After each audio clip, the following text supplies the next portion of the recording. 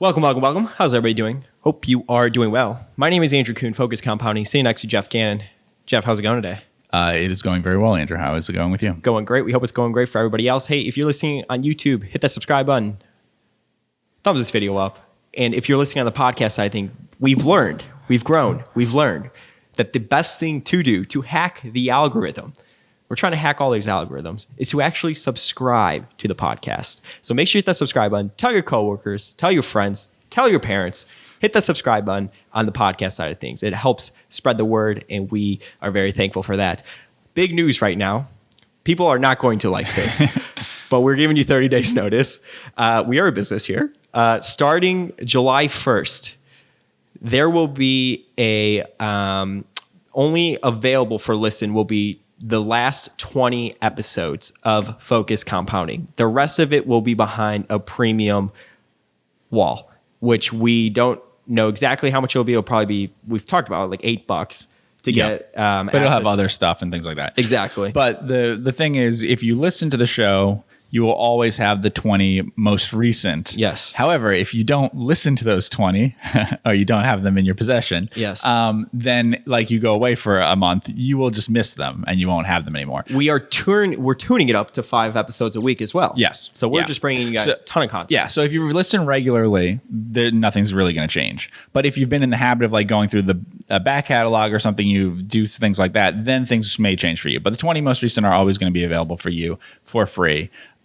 So if you want to do anything about that, of trying to make sure that you have other episodes, or you want to go into the back catalog now, or whatever you want to do, download all of them. Yeah, that's your morning now. Yeah, download all of them. We're going to start doing that on July 1st. So we have about a month before that's going to become a thing. But be on the lookout for that. We're going to talk a little bit more about that as time goes on.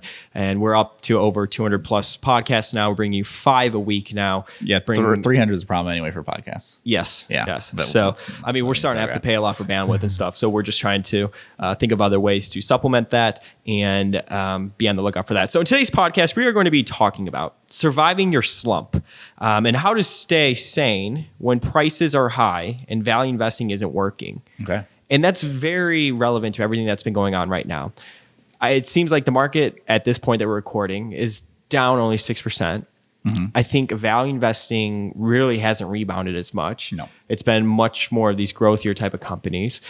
So I'm just, it really is a good question because of everything going on. A lot of people have been saying, is value investing dead? I'm starting to see a lot of these, what's wrong type of what's wrong, Warren type of articles. I know the Financial Times did one on value investing and how value investing is dead. And I really just hate the difference between value investing and growth investing because to me, again, I've said no one buys, a dollar thinking that they're going to lose money over time, right? You're buying something because you think it's cheap. Just like if you go to buy a house, you're buying a house as an investment for $400,000. You probably think you're going to flip it for above $400,000. No one goes into an investment saying, I want to lose money. Right. And I understand the whole value versus growth argument comes from a perspective of, well, if you're paying 20 times or 25 times or 30 times, but at the same time, sometimes paying 20, 30, 40 times earnings can prove to be cheap. Right? In different situations. It can sometimes, yeah. So maybe it's just like on a basket by basket type of thing. But I mean, how do you stay sane? How do you deal with it? It's a very relevant topic with everything going on right now. Mm-hmm. Berkshire hasn't been performing as well. Right. A lot of value managers haven't been performing as well. It seems like, a lot of these larger companies are the ones that have rebounded back. Is there a new definition for value investing? Should we think about value investing differently? What are your thoughts on it? So yeah, I think that the size of the companies has had a factor. It's interesting. We look at stock charts sometimes, not from a technical analysis perspective, but just because we check back in with the stock and say what's happened since we've looked at it. And it's been very interesting with the virus because the charts do not reflect much of a difference between stocks that should be affected by the virus and stocks that shouldn't, outside of the very big ones that people know about. Mm-hmm. So there's a lot of speculating going on in the really big stocks where, say, you have like a Zoom or something, or you have a Clorox, or you have whatever. and FANG type stocks that are like work as stay from home stocks. Versus stocks that are very affected by that, restaurants, hotels, whatever. But in smaller stocks, in fact, we have some exposure to stocks that should be not affected at all or slightly benefit, weirdly, to stocks that should be very harmed. And their stock charts don't look any different. They just are among the stocks that aren't the best known stocks. And so they all dropped by a certain amount and then they slowly kind of did whatever afterwards. But they didn't have this sharp rebound of like the FANG type stocks. So why is that? It's kind of the same sort of thing, unfortunately, as what we saw in the late 1990s and stuff that I remember. And it's a focusing in by people, especially very speculative, short-term oriented people, on a very small number of stocks. That tends to be the biggest thing. When markets get very speculative, they have a very small number of stocks that they pay attention to, a small number of themes or whatever they're doing, and large numbers of stocks get ignored by that. And so there become very big differences between like the median result of an index or something and the mean result of the best stocks in that, and some things like that. And, you know, and a lot of this may have to do with Fed things and stuff like that, right? Well, that's what I was going to say. So I don't know if it was Thursday or Friday, the Fed chairman, I think he was doing an interview at Princeton, and he was talking about the Fed's balance sheet and basically saying that there is an unlimited amount of things that they can do, right? Of course. Their balance sheet is never ending, and Correct. they will do whatever it takes possible. So it's almost like, sometimes I wonder, are they making their decisions based on the market or based on the economy, right? I know the answer. This most likely the market, I'm sure, you know, and the economy too. But I mean, there's just no, I feel like, I mean, they're buying bond ETFs. I don't think they, so this is a problem that they've had for a long time now. This is a problem they've had for 25 years or so. I don't think it has been the intent of the Fed to manipulate the market. I'm just basically asking, should everybody just go buy the S&P 500, quite honestly, and just ride the roller coaster and just know that this is a new version of bear markets because they just end so quickly, quote unquote, because of the Fed's willingness to basically do whatever? No. The more that the Fed does now, the bigger the withdrawal from it will be. But how do you not know that they won't continue to do something else and something else? It's like people are like, oh, I'm worried about we're going to have inflation or we'll have deflation. Will the Fed do something? They'll come up with some new thing to counteract that? Sure, They can do that, of course, yeah. Any credit expansion can keep going as far as they want it to go. Any printing of money can keep going as far as they want it to go, till it doesn't. The more likely thing in terms of like a credit expansion, which is the more meaningful thing, the Fed has a very limited ability to directly transmit any of the sorts of things it wants to accomplish. It goes through channels which can work, and that's why there's a lot of saying we have infinite whatever things and stuff. Yeah. To the extent that other people are willing to go along with it. So like there's a lot of bond buying recently and stuff. So that's a big success for them. That's what they want, is to have lots of issuances of bonds. I don't think they want the stock market to go up. I don't think that was the idea of what they wanted to accomplish. And I think that complicates it for them a lot. I think it'd be much better if the stock market had stayed down and not gone up. It makes it much harder for them to continue to do what they were doing. But I don't think they'll say that publicly, but that has been a problem. I think they know that they've accidentally caused the stock market and housing markets and things to go up more than they wanted when that was never their intention. But they do want companies to borrow lots of money during COVID, and they were successful in getting that done. Now, in the future, I don't know if they'll be as successful, but they may be. But eventually you'll have something happen where just people aren't willing to extend money, even though money is widely available for risk-free type stuff, for risk type stuff. And so then there isn't a method to have the sort of things you want to accomplish in the market accomplished. Mm-hmm. And that's even true with some of the bankruptcies we saw. The Fed hasn't stopped JCPenney from closing stores. It probably won't stop Hertz from dumping some things. There'll be deflation in commercial real estate probably. There'll maybe deflation in car things, stuff like that. Used car markets affect new car markets. And excess of office space and excess of commercial space causes all sorts of problems. It hasn't necessarily brought down unemployment by a lot and stuff like that. They don't want the stock market to go up. They want the unemployment to go down. But they don't have very good control over unemployment. But do you feel like there's an added pressure, though, because of, and we're not getting political, Geoff said he's not watching sports or watching TV, and you're disbanding anything political. So we're not I avoid politics. Yeah, I do avoid politics. But in fact, we were just talking about something where I said I'm not doing a group that could turn into people talking about politics. Yes. But do you think that there's an added pressure to make the market go up because there is our current administration is so hell bent on the market continuing to rise? Not exactly. I mean, this may be a different theory or whatever things, but I think actually what matters, the reason why things are a little different now are because you generally have two parties that are both in favor of the same thing. The biggest issue with political things is usually not the party that's in power, at least in the United States, because of the how narrow the balance of power usually is. It usually is how wide the consensus is between the two parties to do something. So the fact that you have a part of the Democratic Party that's fine with printing unlimited amounts of money and a part of the Republican Party that's fine with like negative interest rates or supporting people who are in favor of those things or whatever, then means that there's a consensus that you're willing to do those things. Like after World War II, there's talk of a Keynesian consensus. When you have people who are opposed to that, then you wouldn't. So if, for instance, you had Hillary Clinton as president, no, you could never do the stimulative things you're doing now because the Republican Party would have no reason to support those things and they wouldn't.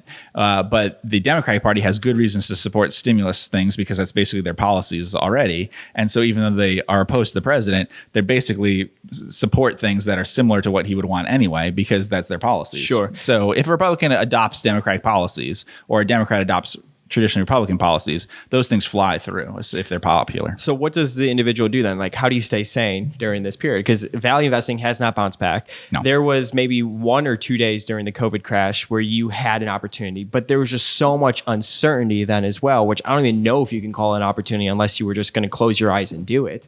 Well, it may be an opportunity. Of course, it may also be that and now is the bad time that you shouldn't be buying these things. It's who knows. But you know what I'm saying? There was like 1 or 2 days where it's like things were like stupid cheap. But there was so much uncertainty of what's going to happen. Some things were very cheap and we should have bought. I mentioned preferred stock, which we should have bought.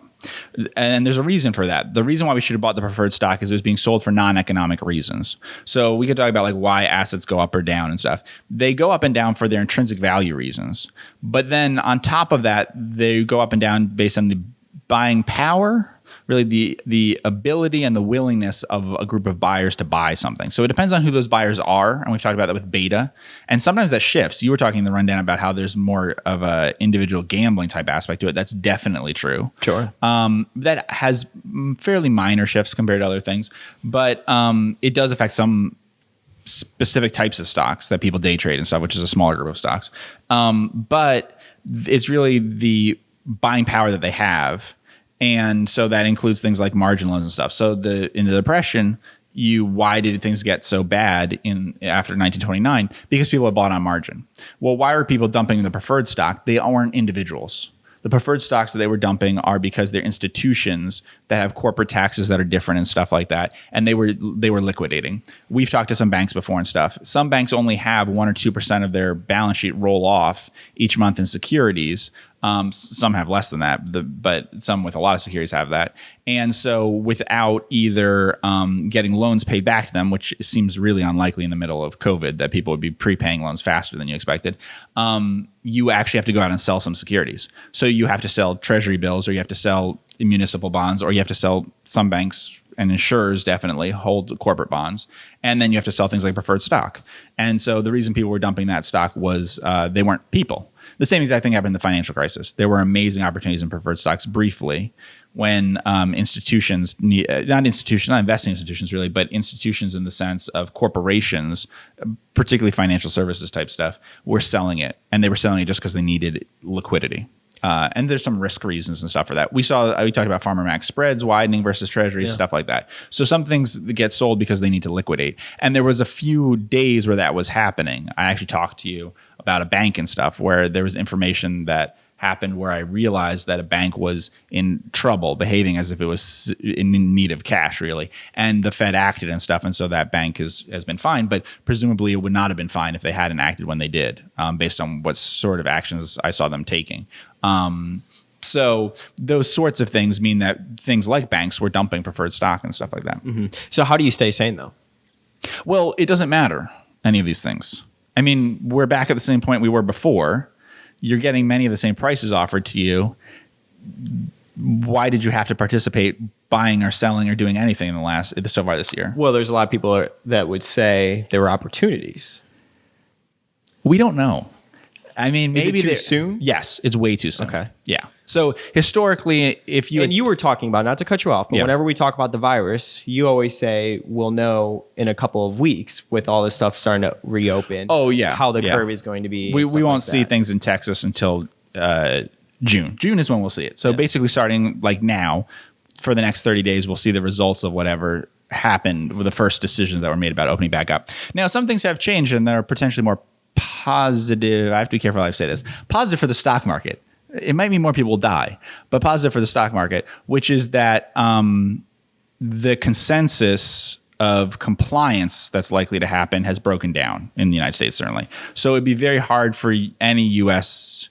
governors, administrations, parties, whatever, to ever have the kind of buy-in. They won't have it. So they'll never get the kind of universal buy-in they had during the first shutdown. So attempting to shut down things again, no matter how bad things get, would be tough because it would be fragmented and there'd be major protests and there'd be votes again. I mean, there's an election, so you risk losing an election or risk you risk shifts. Some people who support you won't support you. Some people who wouldn't normally support you might support you, but it becomes more difficult to predict those things. Sure. So, which is not true in some other countries. You know, like in the UK or something, the party there has a very big majority and has no need to go back to the ballot box for years. But in the US, you have regular elections, which of course affect people. If they start realizing that taking one position or another could cost them an election, they may adjust their thinking. But certainly I think that that's shifted so that economically and stuff, the likelihood of further shutdowns and things is very different from early on. So you said it's too soon, though, to judge, right? So we're down 6%. At one point, I mean, so when the market's rallied, like what, 30% off the bottom? Right. But I think it did that in 1929 to 1932 and again in the 70s, although that's a little complicated by inflation. But you could get taken out on a stretcher for those 3 years, especially money managers, for example. Maybe there's Right. people listening that they have sort of that performance anxiety of, comparing yourself to the S&P 500 because you're not just investing your own money, but now you're investing other people's money who are benchmarking yourself to the S&P 500, maybe to other managers, maybe to their own investments. How do you sort of stay sane during that period? Or is it really just trying to, business as usual, continue to look for, the companies that you find cheap? And You shouldn't be comparing yourself to the S&P 500 over 5 months or 3 months or any of those periods. Sure. It's way too short. There's none of the, Ben Graham said, and people aren't going to like this one, but I agree 100% with what he said. He said you need to inquire into the only thing the investor needs to look at is significant price moves. And to think about whether those moves are correct or not. His view was a significant price move is greater than a 30% decline or a 50% increase in your stock.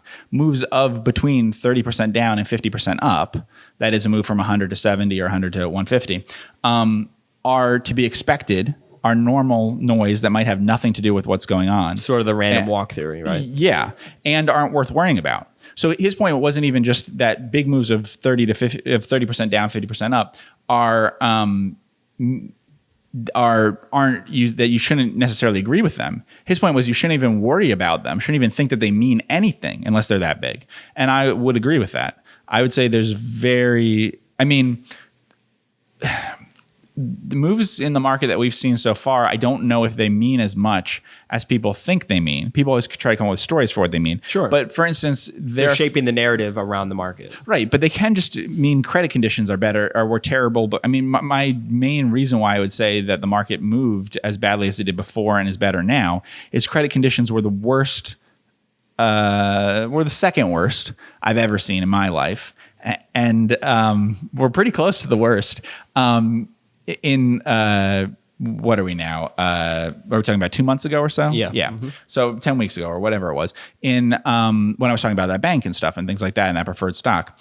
And so that was a matter of a few days, but it was certainly back to financial crisis levels at that moment. And now they are the best conditions I've ever seen for certain borrowers.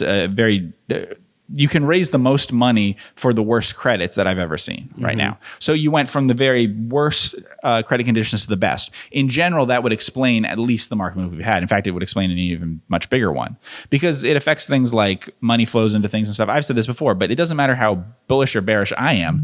If we have new money come into accounts, we buy stocks. And if money comes out of our accounts, then we sell stocks, obviously. That's how funds work and stuff. So if that's happening, we can be a net buyer of stocks when I sound very bearish about things, because if clients are bullish about it, then that's what happens. That, you know, if money tries to go into the market, then it pushes things up. And if it tries to come out, then it pulls things down. Okay, but like, how do you shape your own? So you just said that, you know, credit is essentially like unlimited right now. Right. There's a lot of people lending money, and that could help explain this rebound in the market. So how do you, from there, do you take off the bearish, you know, glasses and put on the bullish glasses? Like, does that shape the narrative that stocks will continue to go up? No. You just pay attention to intrinsic value as the most important thing. And secondly, if you have to have any other rule. I get a lot of questions like this, by the way. No, but that's very bad. Don't do that. That's the worst thing. A lot of people will say, and that's how everyone lost money in the 20s and the 70s. They did both the things you're talking about. And that's why Buffett may have talked about it a little bit in his talk there. A lot of people will be like, Andrew, has Geoff changed his opinion at all? Has he changed? And I'm like, I don't say this out loud, but I think the only reason you're asking me this is because the market is up, you know, 30% from the lows. Have I changed my opinion? Yeah, the market's 30% less attractive than it was at the low. I mean, like, have you changed your opinion on? Are you still bearish on the market? You publicly said that this is the most bearish you've ever been in your investing career. Yeah, I don't like to use the term bearish, but is it the worst? Is it the least amount of risk for the amount of? We're still looking for ideas. Is it the least amount of return for the amount of risk you're taking? Yes. Yeah, definitely. Mainly because the return potential is so poor. It's incredibly poor. That's the main problem. It's not that I have some big concern that, you know. Benchmark to what, though? To interest? Because interest rates are like nothing. Yes, that's true. But interest rates don't present risks.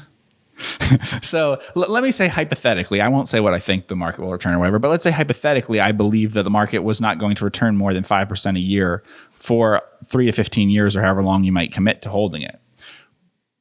A 5% annual upside is so small an upside to take a risk that you might be taking. So what's different is, let's say I think that things are not much different in attractiveness than they were in the middle 2000s decade or the later 1990s or the middle 1990s or something, let's say. So like about what they were twice before in terms of past history, but that there are more risks, right?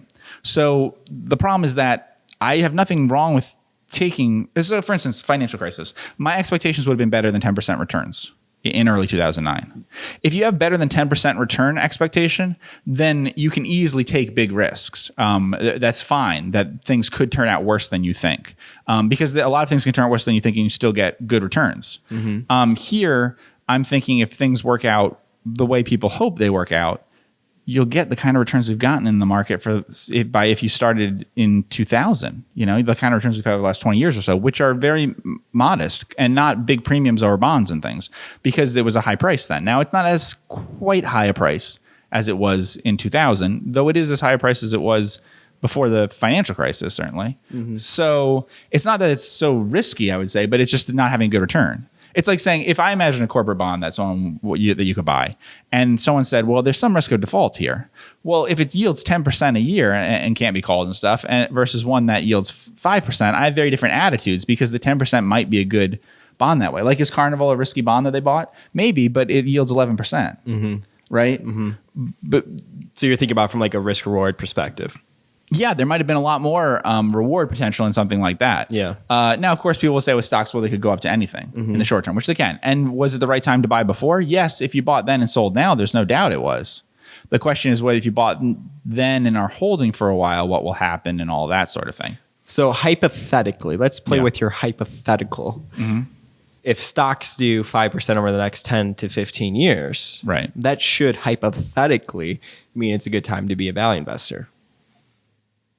Yeah, and it doesn't just have to be a value investor. I think that you can pick stocks that generally outperform. Sure, that. Stock picking in general then. Yeah, it does mean that. It could also mean that it's a good time to invest in all sorts of other weird assets, because their returns versus stocks are not so bad. You know, like I'm not someone who's in favor of gold generally as a thing, or that I advocate timberland, or that I advocate any of those things. But you know, there's generally those can't offer as attractive returns as stocks, but if you think stocks are really overpriced, then they start to become competitive with them. So how do you stay sane then? That's the topic of this video. Yeah. How do the individual stay sane? I'm getting tons of DMs all the time from people, emails. You don't take it as a comment on your decision making. I mean, that's the big thing, is that like, why should you? So you think about your portfolio. I think the biggest concern that people have, or something when I talk to people, is that they agreed in envy, really. Sure. That they felt there was a time that they could have made money. Some people did, and so they made a mistake. And I'll just say, there is no way that any of us know if it was or wasn't a good buying opportunity a few months ago. There's no way. It's too soon. Now, that doesn't mean that it wasn't. It could absolutely have been. But the issues of what would or wouldn't make it a good time to buy, unless you're a speculator, have not been resolved yet. Mm-hmm. We haven't seen quarterly reports from a lot of the companies that you're talking about then, and that's one period of time. So we haven't seen it play out long enough from that to know. You usually can't tell within 3 months of something being a buying opportunity, a good time to sell or something, whether that was. You can know from a speculative thing, did you get in before others got back in? Absolutely. Mm-hmm. We can prove that definitively. Sure. That you got in at the moment before everyone else got in, but it's not our approach, and it's not most people's approach listening to this podcast, I think, to try to do what the crowd is going to do, but do it faster. Now, if that's your goal, then that was the perfect opportunity of a lifetime, right? And then the question is, now you have to decide when is the time to get out before the crowd gets out, and try to do the same thing again. But that's not what we do. But you certainly can do that, and or you can attempt to do that. And so those people are absolutely right on that. But all that's happened is that some people bought stocks for several months. Right, you don't know from the results of the companies whether you've made a good decision or not yet. Mm-hmm. Sure, I mean, it's not reflected in the. It's not even on the financials yet. Right, but you absolutely know that the price has moved in a way that would have benefited you and stuff. If you're trying to do that, then absolutely that was a right decision or not. But you have to be sane about what you're trying to do. We don't try to do what other people are going to do, but faster. Mm-hmm. But that is what a speculator tries to do. When we mean that they speculate about what other people are going to do. So Keynesian beauty contest. When we say speculator in the sense of I'm going to figure out what other people are going to do and then I'm going to do it first, both buy before they start buying and then sell before they start selling. But that's not what we do. But if that is what you do, then you do need to be obsessed about the sorts of things that have happened over these last few months. But if not, then you just need to look at the business results. What about, judging yourself then? So you really think it comes down to, I hope, and for everybody, if you could hear somebody snoring in the background, that's the chief comfort officer. I don't know if they'll be able to hear it through the podcast, but George, the bulldog that everyone sees on Twitter, is snoring like 6 feet away from us. Social distancing, 6 feet. Yes. But really, so it comes down to just, I guess, keeping the big picture in mind that if you're an investor, there's a difference between being an investor and being a speculator, and it's too soon to judge if that was the right decision, because a lot of people, I think, they associate it being a right decision because the market has gone up, it's bounced back. Right. You just have to think of what are you trying to accomplish? I 100% agree that that's the right, you should judge yourself that way if your goal is to get in and out of stocks in 3 months. Sure. If that's your goal, then absolutely you needed to do that then. That's the kind of thing to grade yourself on. We generally are talking 3 years. So, check back in 3 years of whether it was the right or wrong thing for us to do, because we can't evaluate things over that short period of time, or you can evaluate them on business results. And we have bought stuff too, to be fair. That we've bought stuff. Yes. Yeah. That is true. That's true. Yeah. Yeah. And we would buy, I would be happy to, I'm happy to go 100% long stocks at a moment when I'm very pessimistic about the market, because we wouldn't go 100% long the market. So it doesn't matter. As long as I can find what I want to buy, then I'll do it in any sort of market. Mm-hmm. What about the Shiller P? It's very high. I mean, so is the Tobin Q, so is any of those things. It's a very expensive market. But a lot of people have said maybe the market is just going to forget, just sort of like sweep 2020 under the rug, discount it, and kind of go from there. But even at that, though, prices are so expensive. It's absolutely possible. How many companies are better off? It's absolutely possible. The one caveat on that is, if the market kept going down, would they write those articles? Or are they writing those articles because the market went up, so they're trying to explain what's already happening? It's so funny. So I use, to check quotes daily, Thinkorswim through TD Ameritrade. And we don't even custody like our firm there. I just have always used Toss, so I just do it to look at prices. And if you look at like the SPX or like the futures, I was like, I could never imagine being this person that has to constantly write these articles like on the news feed, where if you like of the SPX, because it's like the market is up on tensions, going away with China. And then it's like the Yes. market pulled back. It's like the market is pulled back based on, I'm just like, holy smokes. Like imagine doing that. You have to make up some reason why it went up or down. Yeah. It's incredible. I know. Ed Thorpe has that in the book, A Man for All Markets, where he talks about how, that moves to a few percent are normal in every market. And yet every day they write an explanation of why it goes up or down. Yeah, I would hate to have that job. Well, I want to thank everybody so much for tuning in with Geoff and myself on the Focus Compounding Podcast. Also, make sure you download all of our podcasts if you want to get access to our backlog starting July 1st. Only of the 20 most recent episodes will be available for free. The other ones will be behind a paywall. It's not going to be a lot of money, but if you want to save all the episodes, you will have until July 1st to do that. And if you're just a regular listener and you follow along, it shouldn't affect you at all. I want to thank everybody so much for tuning in, and we will see you in the next podcast.